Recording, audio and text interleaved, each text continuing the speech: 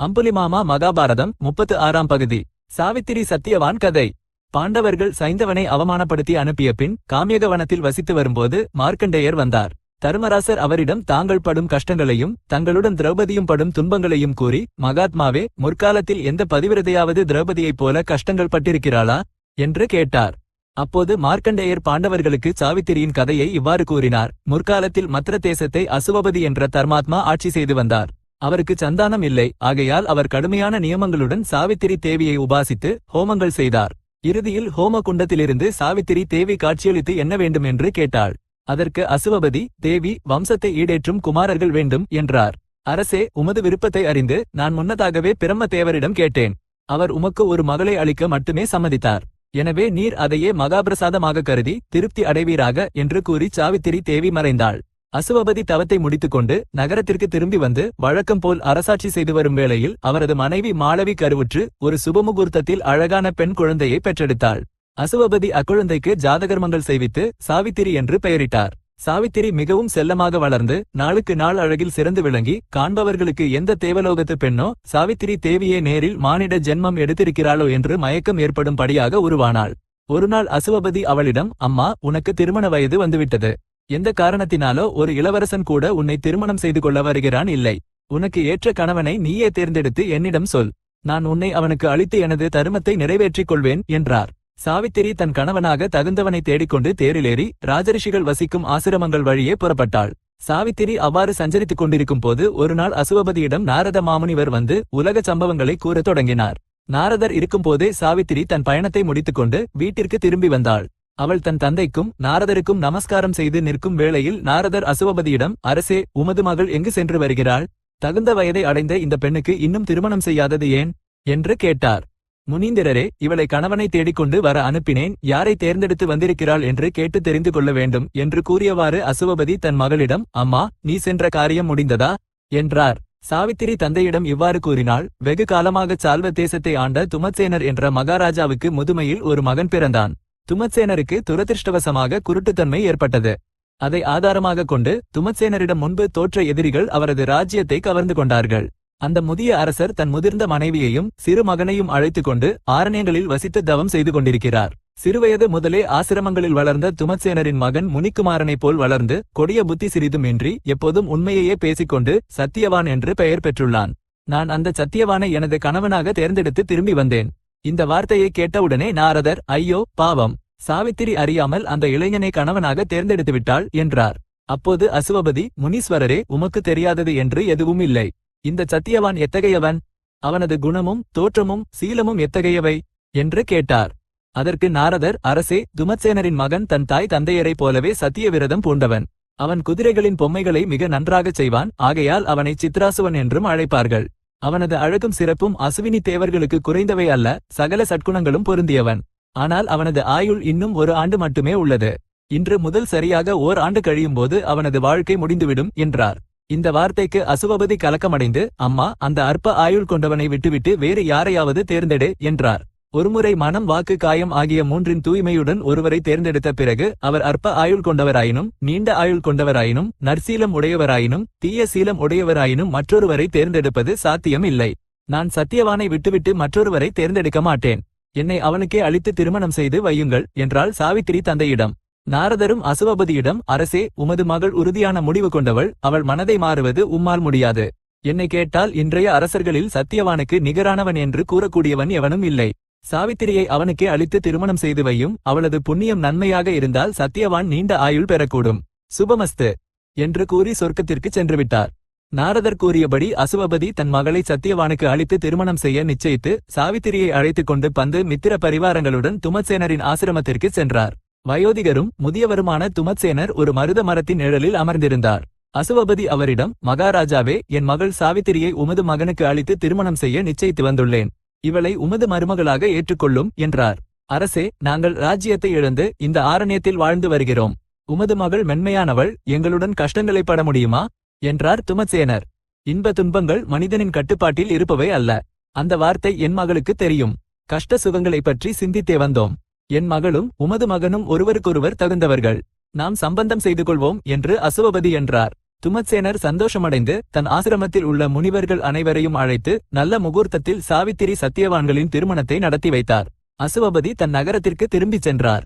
தன் தந்தை திரும்பிச் சென்றவுடனே சாவித்திரி தன் உயர்ந்த ஆடைகளையும் ஆபரணங்களையும் களைந்துவிட்டு கணவனுடன் தானும் மரவுரிகளை உடுத்தி உடல் சோர்வை பொருட்படுத்தாமல் மாமனார் மாமியாருக்கும் கணவனுக்கும் எல்லா விதமான சேவைகளையும் செய்து கொண்டு அளவாக பேசுபவளாகி காலத்தை கழிக்கத் தொடங்கினாள்.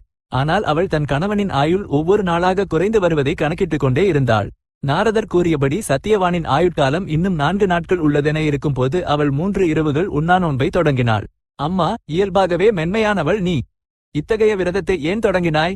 உன்னை இந்த கடுமையான விரதத்தை கைவிடச் சொல்வதற்கு எனக்கு வாய் வரவில்லை என்று துமத்சேனர் சாவித்திரியிடம் கூறினார். உறுதியான முடிவு இருக்க வேண்டுமே தவிர எவ்வளவு கடுமையான செயல்களாயினும் தடையின்றி நடத்தி செல்லலாம். நான் உறுதியான முடிவுடனேயே இந்த விரதத்தை தொடங்கினேன் என்றாள் சாவித்திரி.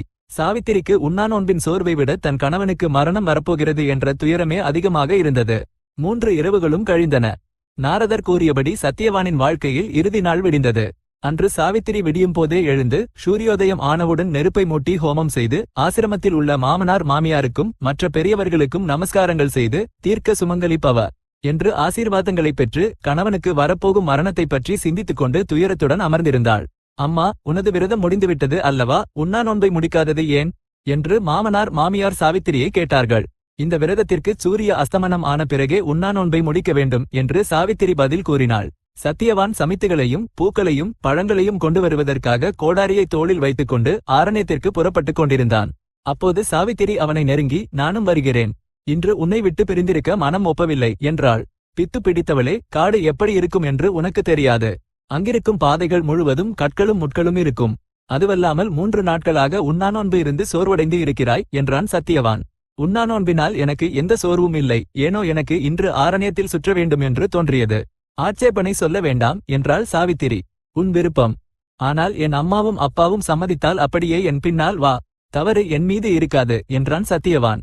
சாவித்திரி மாமனாரிடம் தன் விருப்பத்தை தெரிவித்தாள். நான் வந்து ஏறக்குறைய 1 ஆண்டு ஆகப்போகிறது. ஆரண்யத்தை காண வேண்டும் என்ற என் விருப்பம் நிறைவேறவில்லை. இன்று என்னை என் கணவருடன் செல்ல அனுமதியுங்கள் என்று அவள் கேட்டாள். என்னாலும் எந்த விருப்பமும் கேட்டதில்லையே என்று எண்ணி துமத்சேனர் சாவித்திரியை சத்தியவானுடன் செல்லும்படி கூறினார். மாமனார் மாமியாரின் அனுமதியுடன் சாவித்திரி மனதில் மலையளவு துயரம் இருந்தாலும் வெளிப்பார்வைக்கு மகிழ்ச்சியாக காணப்பட்டவாறு சத்தியவானுடன் ஆரண்யத்திற்கு புறப்பட்டாள். சத்தியவான் ஆரண்யத்தின் அழகுகளை காட்டிக்கொண்டு நடந்து சென்றால் சாவித்திரிக்கு அவன் அப்போதே இறந்துவிட்டது போலவே தோன்றத் தொடங்கியது. சத்தியவான் கூடை நிறைய பூக்களையும் பழங்களையும் பறித்து விறகுகளை வெட்டத் தொடங்கினான். அவனுக்கு சிறிது நேரத்திலேயே ஆயாசம் ஏற்பட்டது. உடல் முழுவதும் வியர்வை சிந்தியது.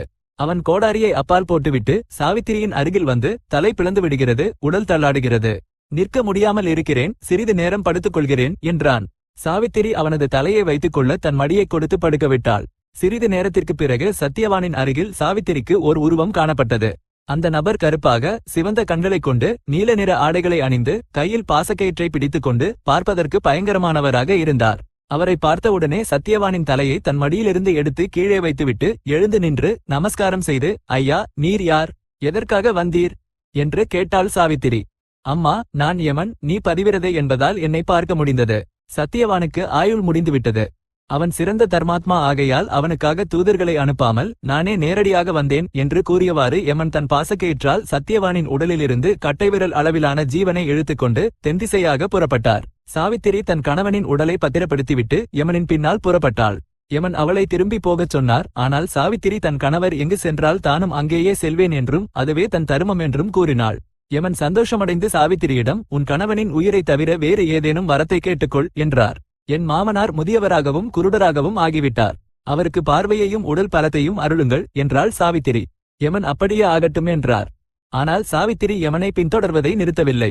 அவளை விலக்குவதற்காக யமன் அவளை மற்றொரு வரம் கேட்டுக்கொள்ள சொன்னார். சாவித்திரி ராஜ்யத்தை இழந்த தன் மாமனாருக்கு மீண்டும் ராஜ்யம் கிடைக்க வேண்டும் என்று வரம் கேட்டாள்.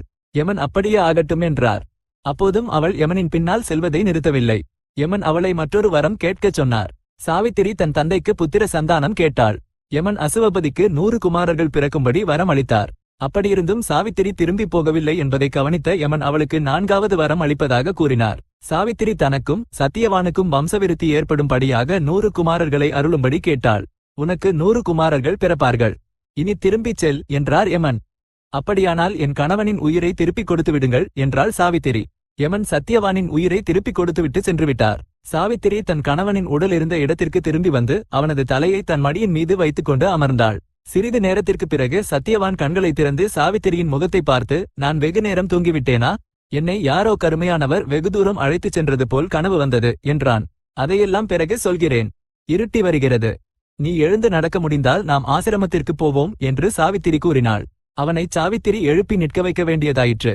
கூடையை சுமக்கும் சக்தி அவனுக்கு இல்லை. அதை ஒரு மரக்கிளையில் மாட்டிவிட்டு சாவித்திரி மெதுவாக அவனை நடத்திக்கொண்டு நிலவொளியில் வழியை பார்த்துக்கொண்டு ஆசிரமத்திற்கு சேர்த்தாள். ஆசிரமத்தில் திடீரென பார்வை வந்த துமத்சேனர் இருட்டிய பின்னும் மகனும் மருமகளும் திரும்பி வராததால் கவலையடைந்து தன் மனைவியுடன் சேர்ந்து மகன் மருமகளின் பெயரைச் சொல்லி அழைத்தவாறு ஆரண்யத்தை நோக்கி புறப்பட்டார். அதற்குள் சாவித்திரி சத்தியவான்கள் வந்தேவிட்டார்கள். இதற்கிடையே ஆசிரமத்தில் அநேகர் கூடிவிட்டார்கள். சாவித்திரி அவர்கள் அனைவருக்கும் நடந்ததையெல்லாம் கூறினாள். யமனின் வரங்கள் வீணாகவில்லை. துமத்சேனருக்கு ராஜ்யம் திரும்பி வந்தது. அசுவபதிக்கு குமாரர்கள் பிறந்தார்கள். சாவித்திரி சத்தியவான்களுக்கும் குமாரர்கள் பிறந்தார்கள். மார்க்கண்டேயர் பாண்டவர்களுக்கு இந்த கதையை கூறி, திரௌபதியின் பதிவிரத தன்மையால் உங்கள் கஷ்டங்கள் விலகி போகும் என்று கூறி தன் வழியே தான் சென்றார். அம்புலிமாமா மகாபாரதம் 36ஆம் பகுதி சம்பூர்ணம். இப்போதுக்கு ஸ்வஸ்தி.